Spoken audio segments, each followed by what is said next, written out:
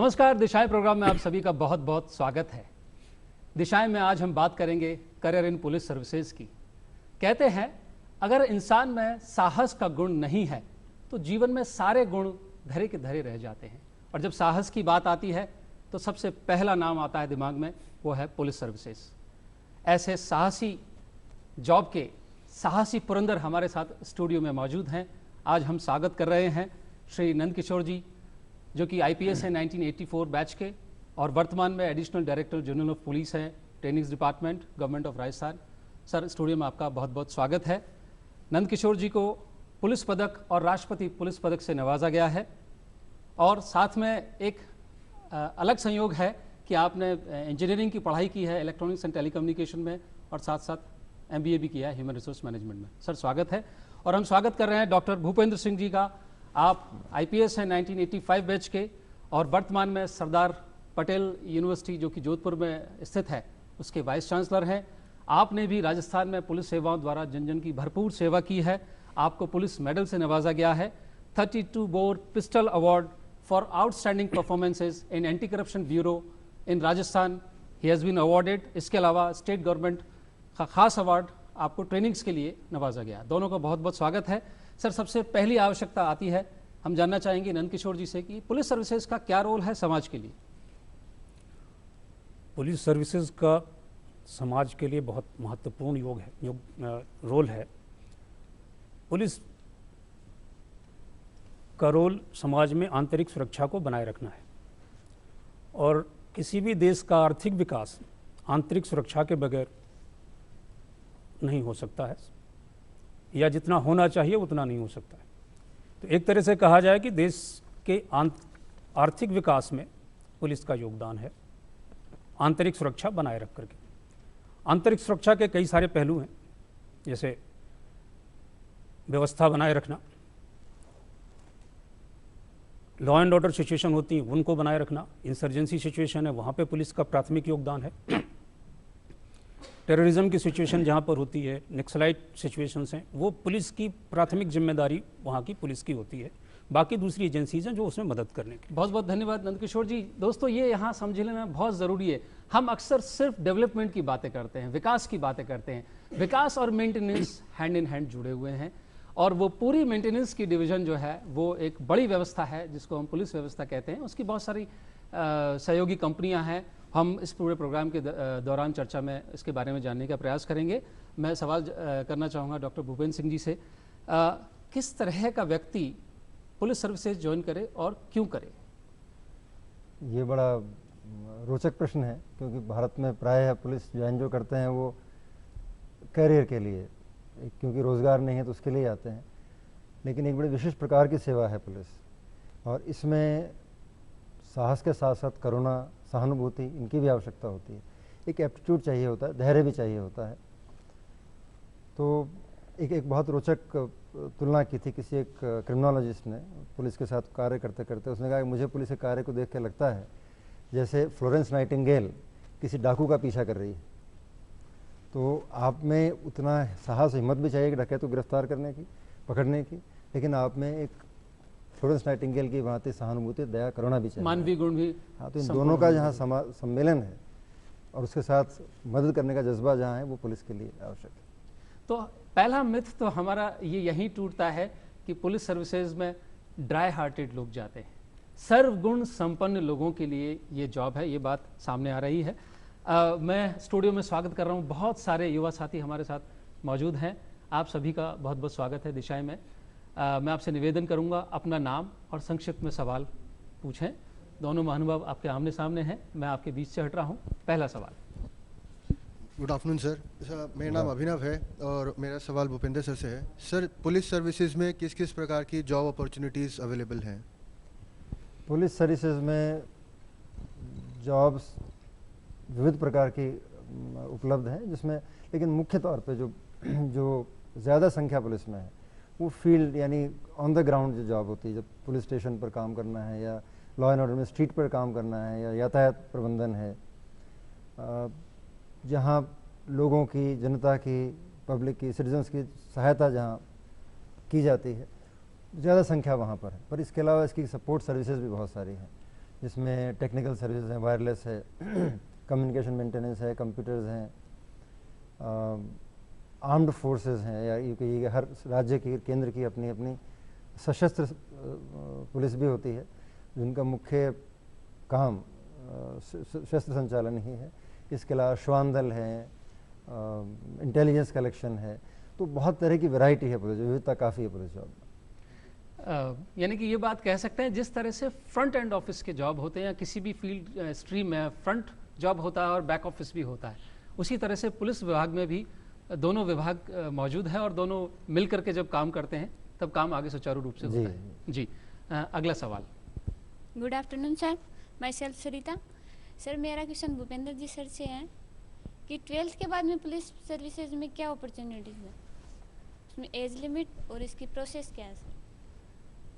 देखिए, पुलिस में 12वीं के बाद तो एकमात्र एक ही पद है जिसके लिए आप एलिजिबल होते हैं, वो है कांस्टेबल का पद। अन्य जितने भी पद हैं, सब इंस्पेक्टर्स हैं या स्टेट पुलिस सर्विस है या इंडियन पुलिस सर्विस है, उसके लिए मिनिमम न्यूनतम ग्रेजुएशन की आवश्यकता है। यदि कांस्टेबल को बनना चाहते हैं उसके लिए न्यूनतम आयु 18 वर्ष है, अधिकतम आयु 23 वर्ष है। लेकिन उसमें फिर एज रिलैक्सेशन है अलग अलग कैटेगरीज़ के लिए, scheduled caste, scheduled tribe, OBC, महिलाओं के लिए 10 वर्ष, पुरुषों के लिए जो शेड्यूल्ड कास्ट, शेड्यूल्ड ट्राइब के हैं या ओबीसी के, उनके लिए 5 वर्ष। उसके लिए अन्य कैटेगरी भी हैं, वो विस्तार से आपको, यदि आप राजस्थान पुलिस की वेबसाइट पर जाएंगे, उसमें रिक्रूटमेंट का अलग एक मेन्यू होगा, उसमें विस्तार से सब दिया हुआ है। लेकिन कांस्टेबल के लिए सिर्फ यही अवेलेबल, मतलब 12वीं के लिए सिर्फ कांस्टेबल अवेलेबल है पद, और कोई नहीं। जी, अगले सवाल की तरफ बढ़ते हैं। सर मेरा नाम महावीर सैनी है और मेरा प्रश्न नंद किशोर सर से है। सर नेशनल लेवल पर जो आईपीएस इंडियन पुलिस सर्विसेज जो होती है, उनमें आने के लिए क्या क्या रिक्वायरमेंट्स हैं, तो आप मुझे वो रिक्वायरमेंट्स बताएंगे? इंडियन पुलिस सर्विस के लिए आपका ग्रेजुएशन होना अनिवार्य है और आपकी उम्र 21 से 32 साल के बीच में होनी चाहिए। ये नॉर्मल जनरल कैटेगरी के लिए है। जो गवर्नमेंट की पॉलिसीज़ हैं रिजर्वेशन के लिए, उसमें एज में छूट भी है स्पेसिफिक कैटेगरीज को। रिक्वायरमेंट तो यही है। इसके अतिरिक्त यस, सिविल सर्विसेज एग्जामिनेशन के थ्रू इंडियन पुलिस सर्विस में आते हैं। इंडियन पुलिस सर्विस का अलग से कोई एग्ज़ाम नहीं होता है। जो कॉमन सारी जो गवर्नमेंट ऑफ इंडिया की जो सिविल सर्विसेज हैं, उनका एक साथ एग्ज़ाम होता है, उसी के थ्रू आना होता है। जी, अगला सवाल। गुड आफ्टरनून सर, मेरा नाम अंजू चौधरी है। मेरा क्वेश्चन नंद किशोर सर से है। मंजू जी थोड़ा जोर से बोलें। Sir my self Anju Chaudhary, मेरे सवाल नंद किशोर सर से हैं। सर कैंडिडेट सेलेक्ट होने के बाद में उनको किस तरह की ट्रेनिंग दी जाती है और ट्रेनिंग हेतु कहाँ भेजा जाता है? ये ट्रेनिंग डिपेंड करता है कि किस लेवल पे आपको एंट्री हुई है ऑर्गेनाइजेशन में। आईपीएस की training national police academy Hyderabad में होती है। ये एक करीब 45 वीक्स का फेज़ 1 होता है, फिर 8 वीक्स का फेज़ 2 होता है, बीच में फील्ड ट्रेनिंग होती है। इसके बाद स्टेट पुलिस सर्विसेज हैं। हर स्टेट में अपनी स्टेट पुलिस एकेडमी होती है। राजस्थान में स्टेट पुलिस एकेडमी जयपुर में है, जहाँ स्टेट पुलिस सर्विस, जिनको राजस्थान पुलिस सर्विस के नाम से जानते हैं, आरपीएस की ट्रेनिंग होती है। इसके साथ साथ जो सब इंस्पेक्टर लेवल पे भर्ती होते हैं, उनकी भी ट्रेनिंग राजस्थान पुलिस एकेडमी में होती है। एक दूसरा जो स्ट्रीम है, प्लेटून कमांडर, जो हमारे आरएसी में आते हैं, उनको प्लेटून कमांडर कहते हैं। उनकी ट्रेनिंग होती है Rajasthan police training centre Jodhpur में। जो कांस्टेबल्स हैं, उनकी ट्रेनिंग हमारे राजस्थान पुलिस में, या राजस्थान पुलिस के पास करीब 8 ट्रेनिंग सेंटर है जहाँ कांस्टेबल्स की ट्रेनिंग होती है। इसके अतिरिक्त जो और दूसरी विंग्स में आते हैं, जैसे ड्राइवर्स में आते हैं, बैंड्स में आते हैं, या टेलीकम्युनिकेशन में या इंटेलिजेंस में, उनके लिए अलग से ट्रेनिंग सेंटर। जी सर, बहुत बहुत धन्यवाद। अगले सवाल की तरफ बढ़ते हैं। गुड नून सर, मेरा नाम कांता है। मेरा सवाल नंद किशोर जी से है। पुलिस सर्विसेज में नेशनल एंड स्टेट लेवल पे एंसिलरी एंड सिमिलर सर्विसेज क्या क्या हैं? जहाँ तक सिमिलर सर्विसेज का बात है, गवर्नमेंट ऑफ इंडिया के लेवल पे, भारत सरकार के लेवल पे सेंट्रल पुलिस ऑर्गेनाइजेशंस हैं, CPOs जिनको कहते हैं, वो 4 हैं। CBI central bureau of investigation, IB intelligence bureau, NIA national investigation agency है, और RAW research and analysis wing. तो IB and RAW intelligence collection के लिए और CBI और NIA इन्वेस्टिगेशन के लिए। लेकिन इसके साथ ही दूसरे ऑर्गेनाइजेशंस हैं जो सेंट्रल आर्म्ड पुलिस फोर्सेस कहलाते हैं, CAPF, जिनमें BSF, CRPF, SSB, CISF, ITBP और RPF, ये ऑर्गेनाइजेशंस हैं जो पुलिस के सिमिलर हैं। और इनमें पुलिस से डेपुटेशन पे लोग जाते हैं। CBI, IB में तो हर लेवल पे डेपुटेशन पे जाते हैं, NIA में भी हर लेवल पे जाते हैं, लेकिन ये जो CAPF हैं उनमें सीनियर लेवल पे IG एंड एबव भी वहाँ पे डेपुटेशन पे जाते हैं। स्टेट में अगर सिमिलर सर्विसेज कही जाएँ तो प्रिजन सर्विसेज हैं, होम गार्ड्स हैं, इसी तरह जो एक्साइज डिपार्टमेंट है, ट्रांसपोर्ट डिपार्टमेंट है, वहाँ भी यूनिफॉर्म में लोग होते हैं। जी सर, जैसा आपने कहा सेंट्रल लेवल की हम बात करें तो क्या IPS का में चयन होने के बाद में वो सीधे स्टेट सर्विसेज में आता है, या जो दूसरे आपने डिपार्टमेंट्स का जिक्र किया उनमें भी पोस्टिंग पॉसिबल होती है? IPS का चयन होने के बाद सेंट्रल गवर्नमेंट अपने लिए कोई IPS रिक्रूट नहीं करती है जी। चयन होने के बाद उसको एक कार्डर अलॉट होता है, जो स्टेट, कोई ना कोई स्टेट उनको अलॉट होती है। उनकी ट्रेनिंग मसूरी में होती है पहले, फिर नेशनल पुलिस एकेडमी हैदराबाद में फाउंडेशन कोर्स, और फिर बेसिक ट्रेनिंग के बाद फिर वो अपनी स्टेट में आता है। स्टेट में प्रैक्टिकल ट्रेनिंग होगी, फिर वहाँ पोस्टिंग होगी, इसके बाद वो डेपुटेशन पे जा सकता है जी। तो सेंट्रल गवर्नमेंट के जो ऑर्गेनाइजेशंस हैं वहाँ जो जाते हैं वो डेपुटेशन पे ही जाते हैं जी, सीधे वहाँ पे नहीं जाते हैं। और जैसे स्टेट लेवल पर की हम बात करें तो क्राइम ब्यूरो है, CID है, सिग्नल स्कोर है, उनमें किस तरह से पहले फील्ड में उनकी पोस्टिंग होती है या बाद में उनमें ट्रांसफर किया जाता है? जो आपने कहा, ये पुलिस ऑर्गेनाइजेशन के अंदर ही डिपार्टमेंट्स जी जी। तो पुलिस में भर्ती होने के बाद ज़्यादातर स्थिति में पहले उसको फील्ड का एक्सपोजर करवाया जाता है जी जी। फील्ड का एक्सपोजर के बाद फिर उनको इनमें पोस्टिंग दी जाती है। जहाँ तक सिग्नल्स की बात है, वहाँ टेक्निकल लोग जाते हैं, वो सिविल पुलिस, ये हमारी जो राजस्थान आर्म्ड कांस्टेबलरी है, ये अलग अलग, इनमें आपस में ट्रांसफर्स नहीं होते लोअर लेवल पे। सिग्नल्स का भी अलग है, जहाँ टेक्निकल रिक्वायरमेंट है वहाँ होते हैं। लेकिन इसके अलावा जैसे आपने बताया जो CID है, IB का भी अपना जो हमारी इंटेलिजेंस ब्रांच है उसका भी अलग से कार्डर हो गया है। लेकिन CID है या दूसरे हमारे क्राइम ब्रांच है या दूसरे और तमाम होते हैं, जो ट्रेनिंग है जी जी, SCRB है, यहाँ पे ये पोस्टिंग के बाद फिर जिसकी जहाँ अपने रुचि होती है, रुचि के अनुसार, उसकी विलिंगनेस के अनुसार और आवश्यकता के अनुसार, दोनों चीज, और उसकी क्वालिफिकेशंस के अनुसार वहाँ पोस्टिंग जी। बहुत महत्वपूर्ण बात अभी सामने आई नंद किशोर जी से कि फील्ड में आपको काम करने का मौका मिलता है। देखिए दोस्तों, जब तक इंसान से इंटरेक्शन नहीं करेगा, एक्सचेंज ऑफ इंफॉर्मेशन नहीं होगा, एक्सचेंज ऑफ पर्सनैलिटी एट्रीब्यूट्स नहीं होगा, हम एक दूसरे से सीख नहीं सकते। हमसे अक्सर जो गलती हो जाती है, हम बंद कमरे में और बंद क्लासरूम में सीखने की कोशिश करते हैं। वो सीखने की प्रक्रिया का एक छोटा सा हिस्सा है। जब तक हम क्लासरूम से बाहर नहीं निकलेंगे, किताबों से बाहर नहीं निकलेंगे, तब तक ये संभव नहीं है कि आपकी प्रक्रिया, जो सीखने की प्रक्रिया है, वो पूर्ण हो पाए। तो आप सबसे पहले तो आप ये कीजिए, दिन में आप समय निर्धारित कीजिए कि कितने घंटे पढ़ना है। खेलने अवश्य जाएं। अब जो नए विद्यार्थी हैं वो देखने में आ रहा है, कहते हैं कि मैं स्पोर्ट्स खेलता हूं, और वो मोबाइल पर स्पोर्ट्स खेलते हैं, कंप्यूटर पर गेम खेलते हैं, उसको कहते हैं स्पोर्ट्स खेल रहा हूं। तो आप ह्यूमन इंटरेक्शन जब तक नहीं सीखेंगे, बेशक आप पढ़ाई में कितने भी अव्वल हों, कोई बड़ा से बड़ा परीक्षा पास कर लें, लेकिन काम करने के लिए इंसान के व्यक्तित्व, किस तरह से लोग सोचते हैं, क्योंकि 2+2 ही 4 नहीं होता है, 3+1 भी 4 होता है, 5-1 भी 4 होता है। तो ये सारे परम्यूटेशन कॉम्बिनेशंस आप तभी सीख पाएंगे जब तक आप लोगों से इंटरेक्शन नहीं करेंगे। अगले सवाल की तरफ बढ़ते हैं।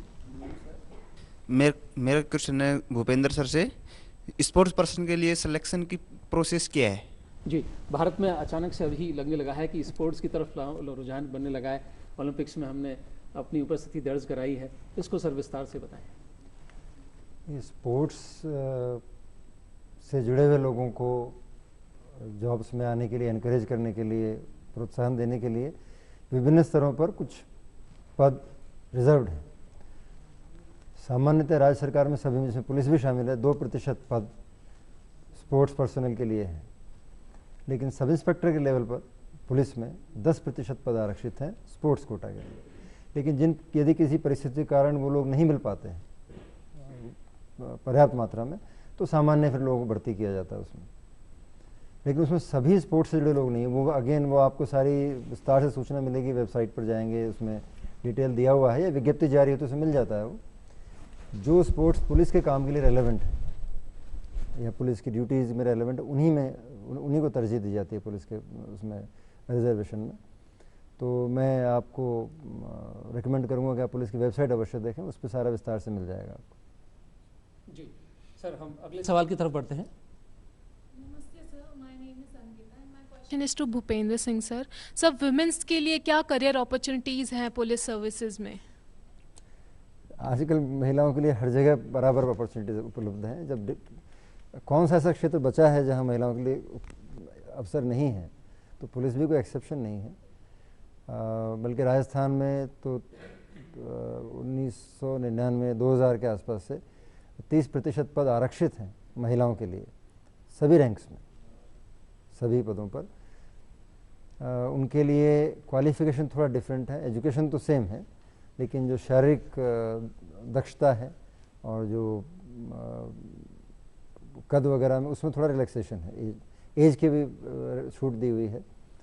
पुलिस के जितने भी अंग हैं पुलिस काम के, सभी महिलाओं के लिए उपलब्ध हैं। ऐसी कोई सेवा पुलिस में नहीं है जिसमें महिलाओं का जाना वर्जित है, नहीं जा सकती हैं, और जा भी रही है। जी सर, जैसा देखा गया है कि घर को चलाने की, घर के अंदर की जो व्यवस्था हैं वो मदर के पास बाय डिफ़ॉल्ट आती हैं, तो अक्सर महिलाएं ऐसे सुरक्षित जॉब जाना पसंद करती है, जैसे कि टीचिंग का प्रोफेशन है या डेस्क पर बैठने वाला जॉब है। तो इस तरह की कुछ खास व्यवस्थाएं हैं फीमेल के लिए पुलिस सर्विसेज में कि उन्हें फील्ड में जब एक पारिवारिक जिम्मेदारी मिल जाए तो फील्ड की बजाय ऑफिस में बैठ के काम कर सकें? देखिए, मैं तो सभी बच्चियों को ये कहूँगा कि जब जॉब में आए, पुलिस में आए, किसी भी जॉब में जाएं, तो उस जॉब में विशेष दर्जे की अपेक्षा, विशेष की अपेक्षा ना करें, वरना वो कभी बराबरी नहीं पाएंगे उसमें। मेरा अनुभव ये है किसी भी काम में उसमें संभावनाएं और दक्षता उतनी ही जितनी पुरुषों में होती है। जब कम संख्या में महिलाएं आती थी पुलिस में, तब वो अवश्य है कि वो कंट्रोल रूम ड्यूटी या ऑफिस ड्यूटी के लिए अपेक्षा अधिक करती थी। अब जितनी संख्या में आ रही हैं लड़कियां पुलिस में, आप जाएंगे ट्रैफिक में जाइए, आप स्ट्रीट पे जाकर देखिए, आप थानों में जाइए, आप लॉ एंड ऑर्डर के लिए जो हमारे कमांडो टीम बहुत बढ़िया बनी हुई है पुलिस की। मुझे नहीं लगता आवश्यकता हो सकती है किसी एक परिस्थितिवश में, जब बच्चों को बड़ा करने की अवस्था होती है, प्रसव की अवस्था, उसमें हो सकती है आवश्यकता। सामान्यतः उनको सभी ड्यूटीज़ करनी चाहिए। जी, किसी ने बहुत खूब कहा है कि आप क्या कर सकते हैं और क्या नहीं, ये दूसरा तय नहीं करता है। हमारे अपने विचार ही हमारी ग्रोथ में लिमिटेशन लाते हैं। तो जो लोग इस तरह से सोचते हैं कि हमें एक दायरे में, सीमित दायरे में काम करना है, तो उन्होंने अपने आप को भी ठीक से एक्सप्लोर किया ही नहीं है। जैसे कोहरे में हमें दूर तक दिखाई देना बंद हो जाता है, तो उस अवस्था में हम छोटे छोटे कदम लेते हैं, बहुत नज़दीक का देखने का प्रयास करते हैं और अंततः अपने गंतव्य तक पहुंच ही जाते हैं। तो जब ऐसी कोई अवस्था हो तो शॉर्ट साइट भी ज़रूर रख लेनी चाहिए। फोर साइट तो होती ही है हमेशा काम की, लेकिन कोहरे का उदाहरण हमेशा ध्यान रखें। कोहरे का अर्थ आप रुक जाना नहीं होता है। अगला सवाल। नमस्ते सर, मेरा नाम विकास भारद्वाज है। मेरा क्वेश्चन नंद किशोरी सर से है। ग्रामीण क्षेत्र के विद्यार्थियों के लिए क्या स्पेशल अपॉर्चुनिटी प्रेफरेंसेज है? ऐसा कोई प्रेफरेंस ग्रामीण क्षेत्र के विद्यार्थियों के लिए नहीं है। अपॉर्चुनिटीज चाहे वो ग्रामीण क्षेत्र के हों या शहरी क्षेत्र के हों, सबके लिए बराबर है। लेकिन पुलिस में जो कांस्टेबल लेवल पे और सब इंस्पेक्टर लेवल पे सीधी भर्ती होती है, उस भर्ती में रिटन एग्जामिनेशन के साथ साथ उनकी फिजिकल फिटनेस भी देखी जाती है। जैसे उनसे कांस्टेबल लेवल पे 10 किलोमीटर की दौड़ होती है, सब इंस्पेक्टर लेवल पे भी दौड़ होती है, चिनअप होता है, शॉर्ट पुट वगैरह होते हैं। तो ये फिजिकल फिटनेस गांव के जो विद्यार्थी हैं उनको थोड़ा सा एडवांटेज हो सकता है अगर वो फिजिकली ज़्यादा फिट हैं, क्योंकि वो फिजिकल लेबर ज़्यादा करते हैं। शहर के विद्यार्थी थोड़ा सा उनका कम बनस्पति, बट अदरवाइज इंस्टीट्यूशनल तौर पे इस तरह की कोई प्रेफरेंस किसी को नहीं है, सबके लिए बराबर अपॉर्चुनिटीज़ है। जी, जहाँ तक अपॉर्चुनिटीज़ का सवाल आता है, लोग कहते हैं कि सूचनाओं के अभाव में हम आगे नहीं बढ़ पाए। इंटरनेट का ज़माना है दोस्त, और दुनिया आपकी मुट्ठी में है, यानी कि मोबाइल आपके पास है, तो फिर देरी किस बात की है? सीखना भारत सरकार की बहुत सारी योजनाएं चल रही हैं और आने वाले समय में माननीय प्रधानमंत्री जी स्वयं नाम की एक योजना शुरू कर रहे हैं, जिसमें आप मोबाइल के ज़रिए लेक्चर्स देख सकेंगे हर विषय का, हिंदी में, अपनी जो भी भाषा है उस विषय में। तो आप इस सेवा का इस्तेमाल करें।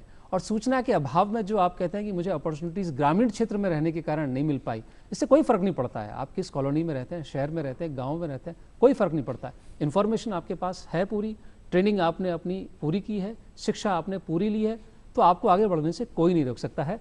फिलहाल हम आगे बढ़ते हैं, अगला सवाल। गुड नून सर, मेरा नाम मेघा शर्मा है। मेरा क्वेश्चन भूपेंद्र सर से है कि जो सरदार पटेल यूनिवर्सिटी जोधपुर में है, उसमें जो कोर्सेज चल रहे हैं लाइक पोस्ट ग्रेजुएटेड कोर्सेज, वो किस तरीके के हैं और उसके लिए क्या एलिजिबिलिटी है? ये यूनिवर्सिटी अभी बहुत अपनी आरंभिक अवस्था में है, 3 वर्ष इसे हुए हैं स्थापित हुए। इसमें अभी जो उपलब्ध कार्यक्रम है वो सीमित हैं। वर्तमान में 3 कार्यक्रम यूनिवर्सिटी में उपलब्ध हैं, एक ग्रेजुएशन के लिए और 2 पोस्ट ग्रेजुएशन के लिए। जो ग्रेजुएशन प्रोग्राम है वो सोशल साइंसेस का है। उसमें 3 जो ह्यूमैनिटीज़ के स्ट्रीम सब्जेक्ट्स होते हैं, उसके अलावा एक law and society mandatory compulsory subject है। उसमें वैसे तो 5 साल का कार्यक्रम है वो, लेकिन 3 साल के बाद आप चाहें तो BA की डिग्री सोशल साइंस में लेके भी आप पास आउट कर सकते हैं। जो PG प्रोग्राम्स हैं उसमें एक MTech प्रोग्राम है, साइबर सिक्योरिटी का प्रोग्राम है। उसके लिए सिर्फ जो इंजीनियरिंग के स्नातक हैं वही एलिजिबल है, सामान्य छात्रों के लिए वो नहीं है, क्योंकि वो टेक्निकल प्रोग्राम है, 2 वर्ष का प्रोग्राम है। इसके अलावा जो अन्य कार्यक्रम है अप्लाइड क्रिमिनोलॉजी का प्रोग्राम। अप्लाइड क्रिमिनोलॉजी का प्रोग्राम लगभग सभी छात्रों के लिए, सभी वर्ग के छात्रों के लिए जिन्होंने ग्रेजुएशन किया है, खुला है, कोई भी अप्लाई कर सकता है। तीनों जो कार्यक्रम है, तीनों में प्रवेश की प्रक्रिया एंट्रेंस एग्ज़ाम के जरिए है, एंट्रेंस परीक्षा के जरिए है। जी, बहुत बहुत धन्यवाद। दोस्तों, कहा जाता है कि शिक्षा के ज़रिए समाज में परिवर्तन संभव है। जब एक डेडिकेटेड यूनिवर्सिटी पुलिस के डिपार्टमेंट के लिए बनी हुई है, तो इसकी इन सुविधाओं का हमें अवश्य तौर पर लाभ लेना चाहिए और जो रेगुलर प्रैक्टिस से हम जो कोर्सेज कर रहे हैं उससे बाहर निकलने का प्रयास करना चाहिए। कुछ नया करेंगे तभी जीवन में नया होगा। फिलहाल नया सवाल। गुड आफ्टरनून सर, मेरा नाम सुमित्रा है और मेरा सवाल भूपेंद्र सर से है कि सर पुलिस सर्विस द्वारा किस तरह के डिप्लोमा सर्टिफिकेट वे प्रोग्राम चलाए जा रहे हैं? जो पुलिस यूनिवर्सिटी है, इसमें जैसा मैंने अभी आपको बताया, कुछ ग्रेजुएशन और PG प्रोग्राम है, उनके अलावा कुछ शॉर्ट टर्म सर्टिफिकेट और डिप्लोमा कार्यक्रम भी है। इनमें ज़्यादातर जो कार्यक्रम है वो तो इस बात को ध्यान में रख के बनाए गए हैं, जो पुलिस सेवा में या उससे जुड़ी हुई अन्य सेवाएं हैं उनमें कार्यरत जो लोग हैं या उनमें जो रुचि रखते हैं उन क्षेत्रों में, उन्हीं के हिसाब से, उनकी आवश्यकताओं के हिसाब से कार्यक्रम बनाए गए हैं। उसमें मुख्य कार्यक्रम है road safety, gender studies, child protection. इसके अलावा कुछ साइबर सिक्योरिटी में एक सर्टिफिकेट प्रोग्राम भी आरंभ हुआ है। एक कार्यक्रम MPhil का कार्यक्रम है, हालांकि वो मैंने PG प्रोग्राम के संदर्भ में उनको नहीं बताया था, क्योंकि वो सिर्फ कार्यरत पुलिसकर्मियों और पैरामिलिट्री फोर्स के लोगों के लिए ही है। ये कि हाँ, पुलिस का एक centre for piece and conflict studies करके केंद्र बना हुआ है हमारे यूनिवर्सिटी में, उसके माध्यम से कार्यक्रम होता है। 10 माह का कार्यक्रम है। यदि आप सफलतापूर्वक कर लेते हैं उसको, तो आपको नेशनल सिक्योरिटी में MPhil की उपाधि मिल सकती है, यदि आप परीक्षा पास कर लें तो ये है। इसके अलावा अन्य और कई कार्यक्रम अभी आरंभ करने की योजना है, जो आप अगर यूनिवर्सिटी की वेबसाइट देखेंगे तो आपको अपडेट करती रहेगी। जी, बहुत बहुत धन्यवाद सर। चूँकि सभी लोग पूर्ण शिक्षा का स्वप्न साकार नहीं कर पाते हैं, कुछ लोगों को शॉर्ट टर्म कोर्सेज़ की आवश्यकता होती है, आर्थिक वजह हो सकती है, पर्सनल प्रेफरेंस हो सकते हैं। ये बहुत अच्छी पहल है, उसके लिए आपको और पूरे विभाग को बहुत बहुत साधुवाद कि आपने उन लोगों के लिए जिनकी आवश्यकताएं छोटी हैं उनके लिए भी शॉर्ट टर्म कोर्सेज़ अवेलेबल कराए हैं। और निश्चित तौर पर जैसा हमने कहा शुरुआत में कि शिक्षा ही आपके जीवन में क्रांति ला सकती है। अगर आप देखना चाहते हैं कि आपकी हाथ की रेखाओं में क्या लिखा है, तो हाथ में न देखें, आप किताबों में देखें, वेबसाइट्स में देखें। आपको निश्चित तौर पर कुछ ना कुछ ऐसी चीज़ मिल जाएगी जो आपके मन को छू जाएगी, और आप उसे जब प्रयास करेंगे, उसमें उतरेंगे पानी में, तो आपको निश्चित तौर पर बड़ी सफलता मिल जाएगी। अगले सवाल की तरफ। Good afternoon sir, my self Deepak Goswami. मेरा क्वेश्चन नंदकिशोर जी सर से है। सर, पुलिस विभाग में किस स्तर पर किस प्रकार के कार्य किए जाते हैं? पुलिस विभाग में मुख्यतया मुख्य काम तो पुलिस का कानून व्यवस्था को बनाए रखना और अपराधों को रोकना, और अपराध अगर हो गए तो उनका अनुसंधान करके कोर्ट में चालान पेश करना, जिससे कि अपराधी को सजा दिलाई जा सके। ये तो दो मुख्य काम हैं जिसके थ्रू हमारी सर्विस डिलीवरी कहें समाज के लिए होती है। इसके अतिरिक्त जो और भी विंग्स हैं पुलिस के अंदर ही, उनमें से एक ट्रेनिंग है जो बहुत ही इम्पॉर्टेंट है। अगर उनके अंदर हमें दक्षता पैदा करनी है, जो पुलिस पर्सनल हैं, कि वो अपना काम अच्छी तरह से कर सकें, तो ट्रेनिंग बहुत ज़रूरी है। तो ट्रेनिंग एक अलग विंग है जहाँ पे पुलिस में कार्य करने का अवसर है।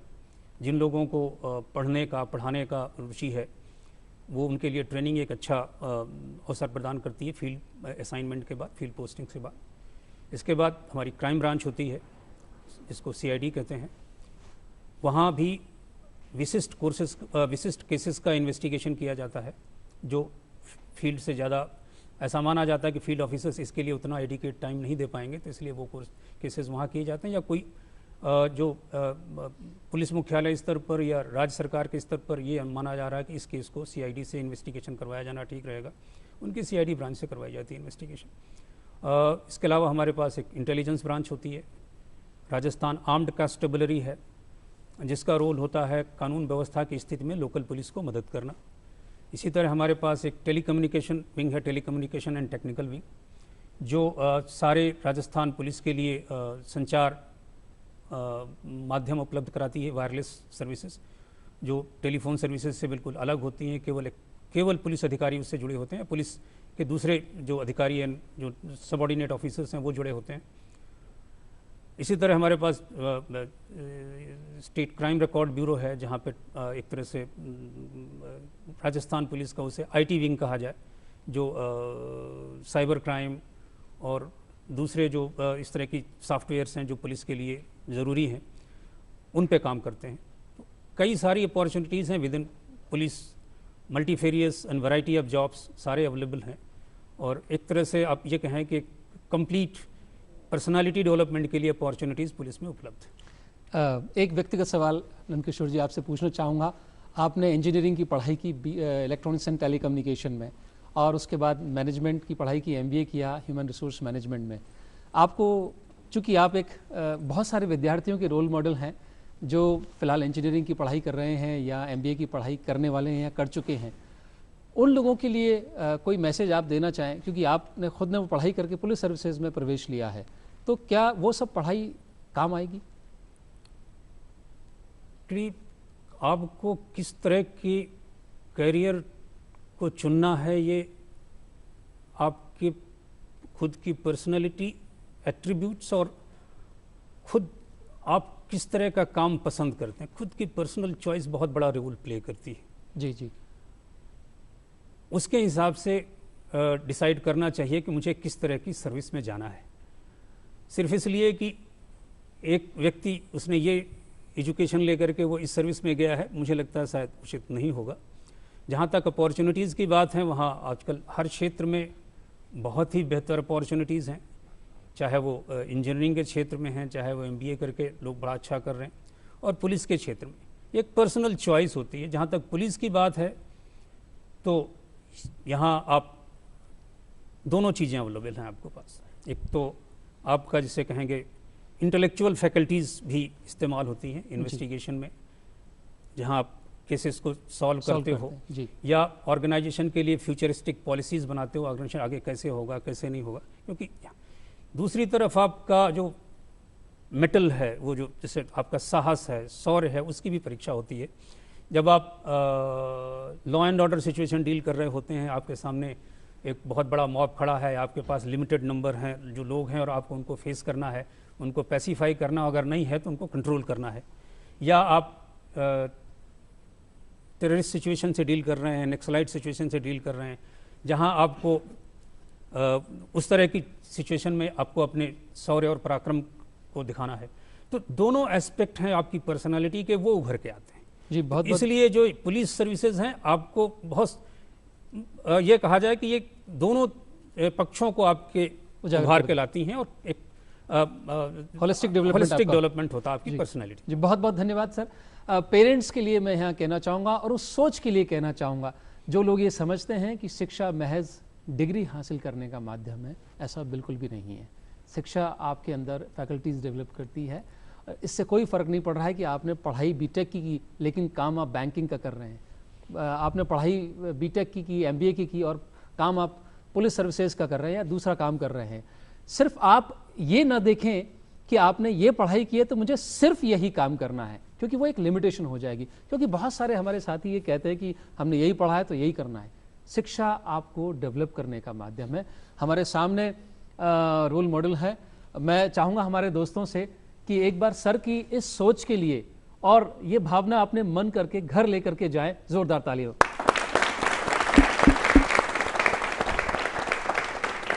इस सोच में हमारे डॉक्टर साहब भी पीछे नहीं हैं।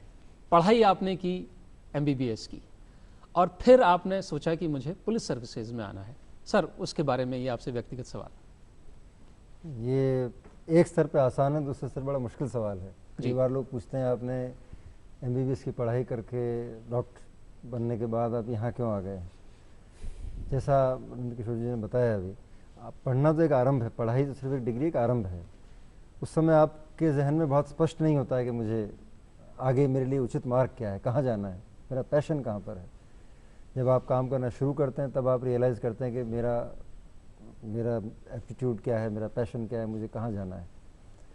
तो एमबीबीएस करने के बाद जब एमडी करते करते मुझे लगा कि ये जॉब, इस जॉब का प्रोफाइल, इसकी रिक्वायरमेंट जो है शायद मेरे लिए नहीं है।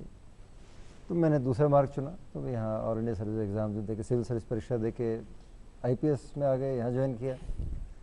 And I have enjoyed every moment in the police organisation. जैसा आपने बताया, इतना विविध रेंज है इसमें काम का, चुनौतियों का, कि आपके पूरे व्यक्तित्व को ये चैलेंज भी करता है और उभारता भी। जी, मैं भी चाहूँगा दोस्तों डॉक्टर भूपेंद्र जी के लिए ज़ोरदार तालियां। दोस्तों, दो रोल मॉडल्स हमारे सामने सोसाइटी के मौजूद हैं। एक ने इंजीनियरिंग और मैनेजमेंट की पढ़ाई की है और दूसरे ने एमबीबीएस की, मेडिकल की पढ़ाई की है। दोनों में पूरी मशक्क़त लगती है, लेकिन काम फिर अंततः उन्होंने अपनी मन मर्जी का चुना है। जीवन में अगर प्रसन्न रहना है तो काम अपनी मन मर्जी का चुनना। क्योंकि किसी ने खूब कहा है, अगर आप रुचि का काम करते हैं तो फिर आपको एक भी दिन काम करने की आवश्यकता नहीं होती है, फिर आप अपने जीवन को आनंद से गुजारते हैं। आनंद की यात्रा को आगे बढ़ाते हैं अगले सवाल की तरफ। नमस्ते सर, मेरा नाम अब्दुल बासित नकवी है और मेरा सवाल आप भूपेंद्र सर से है। पुलिस सर्विस में क्या क्या अवार्ड्स है? पुलिस सर्विस में अवार्ड्स क्या क्या हैं? दरअसल अवार्ड काफ़ी हैं पुलिस में, अलग अलग स्तर के हैं। एक तो रोज़मर्रा के जो काम होते हैं हमारे, सामान्य ड्यूटी जो हम करते हैं, उसके लिए कैश अवार्ड हैं, सर्टिफिकेट्स हैं, रिकग्निशन है। और जो विशेष उपलब्धियाँ हैं आपकी, उसमें दो तरह के हैं कार्य। एक तो आपकी समग्र सेवाओं को एक रिकग्निशन देते हुए कुछ अवार्ड हैं, जिसमें मेरिटोरियस हमारा पुलिस मेडल है, प्रेसिडेंट पुलिस मेडल है, राज्य स्तर पे उत्तम सेवा चिन्ह, अति उत्तम सेवा चिन्ह, सर्वोत्तम सेवा चिन्ह, इस प्रकार के मेडल्स हैं, पुरस्कार हैं। कुछ ऐसे पुरस्कार हैं जो आपके कृत्य विशेष काम को देखकर दिए जाते हैं। मसलन यदि आपने बहुत साहसपूर्ण कार्य किया है, किसी व्यक्ति के प्राणों की रक्षा के लिए या संपत्ति की रक्षा के लिए आपने अपनी जान जोखिम में डाली है, साहस का परिचय दिया है, तो उसके लिए साहस के लिए एक गैलेंट्री मेडल अलग मिलता है, जो पुलिस में संभवतः सर्वोच्च रिकग्निशन है। उसमें आपको न केवल मेडल है, मेडल के साथ जुड़े आपके कैश बेनिफिट्स भी हैं, और 25 बीघा ज़मीन भी आपके लिए दी जाती है आपको। तो इस प्रकार से बहुत स्तर पर हैं जो रिकग्निशन हैं और मेडल्स हैं पुलिस में काफ़ी उपलब्ध। यानी कि आपका बचपन कभी खत्म नहीं होगा। बचपन में जब भी आप क्लासरूम में कोई अच्छा काम करते थे, एक टॉफ़ी, पेन या पेंसिल मिलता था, उम्र के हिसाब से वो आपकी आवश्यकता थी और वो पूरी हो जाती थी। लेकिन ये लोभ कहें या आगे बढ़ने की आकांक्षा को जीवित बनाए रखने के लिए ज़रूरी होता है कि हमारी सेवाओं को किसी न किसी तौर पर रिकग्नाइज़ किया जाता है। तो पुलिस डिपार्टमेंट में इसकी कोई कमी नहीं है।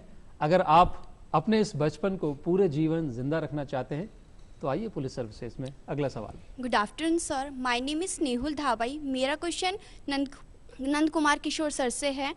पुलिस डिपार्टमेंट के अंदर रैंक्स और प्रमोशंस किस तरह से होते हैं? पुलिस डिपार्टमेंट में रैंक्स की संख्या काफ़ी है। अगर हम नीचे से शुरू करें तो सबसे नीचे के स्तर पर कांस्टेबल है जो यूनिफॉर्म पहनते हैं, उनकी बात करते हैं।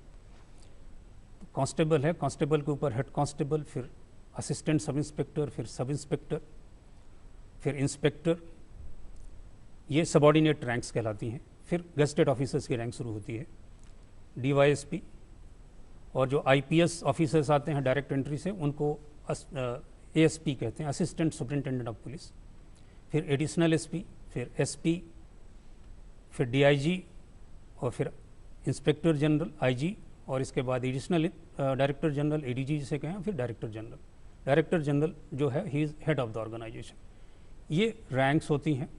और जहाँ तक इनमें प्रमोशन की बात है तो प्रमोशन का जो पुलिस में, राजस्थान पुलिस में ख़ास तौर से, बाकी डिपार्टमेंट्स में जनरली डीपीसी होती, जो सीनियरिटी के आधार पर प्रमोशन होता है। राजस्थान पुलिस में सबॉर्डिनेट रैंक्स में इंस्पेक्टर से नीचे तक एग्ज़ाम बेस्ड प्रमोशन होता है। उनको एग्ज़ाम देना पड़ता है। जो लोग एलिजिबिलिटी क्राइटेरिया होता है कि इतने साल की सर्विस के बाद उनको एलिजिबल माना जाए, और इसके बाद जो एलिजिबल हैं उनका एग्ज़ाम होगा। एग्ज़ाम जो क्वालिफाई करेंगे उसमें दोनों एग्ज़ाम होते हैं, उनका रिटन एग्ज़ाम भी होता है और आउटडोर एग्ज़ाम भी होता है, जहाँ वेपनरी का टेस्ट होता है, उनकी जो फील्ड स्किल्स टेस्ट की जाती हैं, और इसके बाद उनका प्रमोशन होता है ये इंस्पेक्टर तक। साथ ही साथ जो भी रिवॉर्ड्स के बारे में भूपेंद्र सिंह जी ने बताया, एक रिवॉर्ड ये भी है कि अगर कोई अच्छा काम करता है तो उसको आउट ऑफ टर्न प्रमोशन मिलता है, उसको इस एग्जामिनेशन प्रोसेस से नहीं गुजरना पड़ता है। महानिदेशक पुलिस को पावर्स हैं कि उसको अगले रैंक के प्रमोशन के लिए वो नॉमिनेट कर सकते हैं। जी, अगला सवाल। Good afternoon sir, my self Srishti Mantri, my question is for Bhupendra sir. Sir, what are the jobs for related to police in United Nations? United Nations में जी, अंतर्राष्ट्रीय सेवाओं की ख्वाहिश हर एक में रहती है। जी जी जी। पुलिस कर्मियों के लिए अब धीरे धीरे पिछले कुछ दशकों में अंतर्राष्ट्रीय स्तर पर सेवाओं के बहुत अवसर उपलब्ध हुए हैं। आप स्पेसिफिकली आपने यूएन की बात की, तो यूएन में भी दो तरह की सेवाएं हैं। तो पीस कीपिंग सर्विसेज हैं, जहाँ पुलिस उसमें पीस कीपिंग दो तरह की सेवाएं होती हैं। एक तो स्पेशली आर्म्ड फोर्सेस के लिए है, एक है पुलिसिंग संबंधी होती हैं, जिसमें यदि किसी राष्ट्र में, बहुत से राष्ट्र ऐसे हैं, देश जब अभी रिसेंटली अफगानिस्तान था, या कई अफ्रीकी राष्ट्र हैं, लैटिन अमेरिकी राष्ट्र हैं, यूरोपियन राष्ट्र थे, बोस्निया वगैरह थे एक ज़माने में, जहाँ राष्ट्र निर्माण का काम नए सिरे से चलता है, तो उनकी पुलिस व्यवस्था को नए सिरे से ज़ीरो से आरम्भ कराते हैं वो। तो उसमें पुलिस कर्मियों की आवश्यकता होती है। तो उसमें सभी राज्यों से लोगों से वो चॉइसेस मांगी जाती हैं, परिस्थितियों के अनुसार उनकी जो सूटेबिलिटी है भाषा के हिसाब से और स्किल के हिसाब से, उसके हिसाब से चयन किया जाता है और उनको पीस कीपिंग एरिया में पुलिस सर्विस के लिए भेजा जाता है। कुछ ऐसे रिक्वायरमेंट्स हैं जिसमें पैरामिलिट्री फोर्सेस को पूरी फॉर्मेशन में, एक कंपनी या बटालियन फॉर्मेशन में ही भेजा जाता है। वो आमतौर पर डिस्टर्ब्ड एरिया में है और वो एक्टिव पीस कीपिंग के लिए जाते हैं। इसके अलावा इंडिविजुअली आप जो भारतीय दूतावास हैं या एम्बेसीज हैं, कॉमनवेल्थ के देशों में हम कहें तो हमारा जो भी राष्ट्र हैं, तो उनमें आपको आपकी सूटेबिलिटी के हिसाब से जब उनके पद आते हैं तो विज्ञापित होते हैं या सूचनाएं आती हैं, आप तक आप अप्लाई करते हैं, और यदि आपको उपयुक्त पाया जाता है तो हालांकि वो कम है संख्या में, बट वहाँ भी जा सकते हैं। जी, बहुत बहुत धन्यवाद सर। अगला सवाल। Sir, my self Divya Kodwani. मेरा सवाल भूपेंद्र सर से है। सर, रिसर्च पॉसिबिलिटीज़ क्या हो सकती हैं पुलिस सर्विसेज में?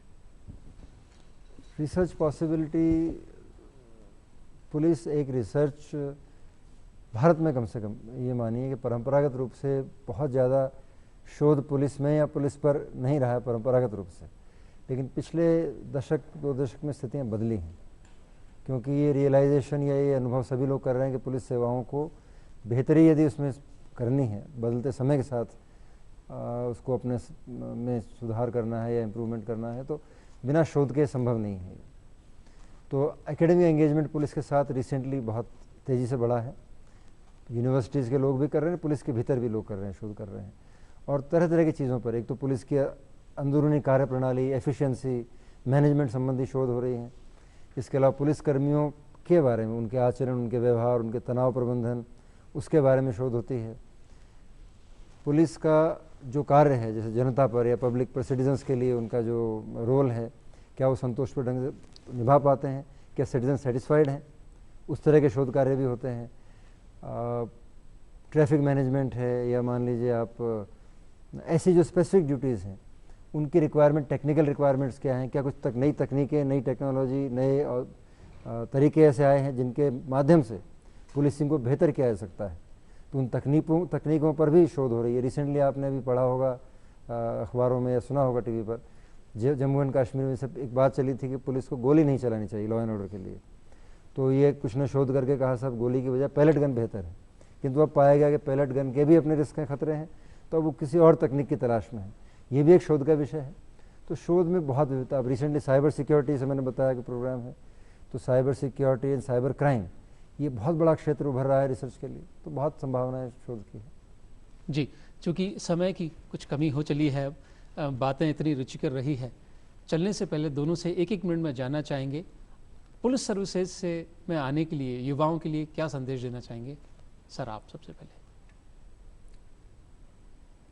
पुलिस एक अच्छी सेवा है और युवाओं को इसको एक कैरियर ऑप्शन के रूप में चुनना चाहिए, लेकिन साथ ही साथ उन लोगों के लिए ख़ास तौर से, क्योंकि पुलिस की एक अपनी रिक्वायरमेंट है, जिसको बेसिकली जो हेल्पिंग नेचर्स के हैं, आपको जो विक्टिम आता है, जो पीड़ित आता है, उसको मदद पहुंचाने की आपके पास अपॉर्चुनिटी होती है, तो जिनके अंदर एम्पैथी है, कंपैशन है, जो टीम वर्क के साथ काम करना चाहते हैं, क्योंकि पुलिस टीम वर्क है, इंडिविजुअल वर्क नहीं है। इसके साथ साथ आपको क्राइसिस सिचुएशन में अपने जजमेंट को यूज़ करना होता है, गुड जजमेंट यूज़ करने की एक टेक्निक जिसके पास है। और सबसे बड़ी चीज़ जो पुलिस में काम करती है वो है पावर ऑफ ऑब्जर्वेशन।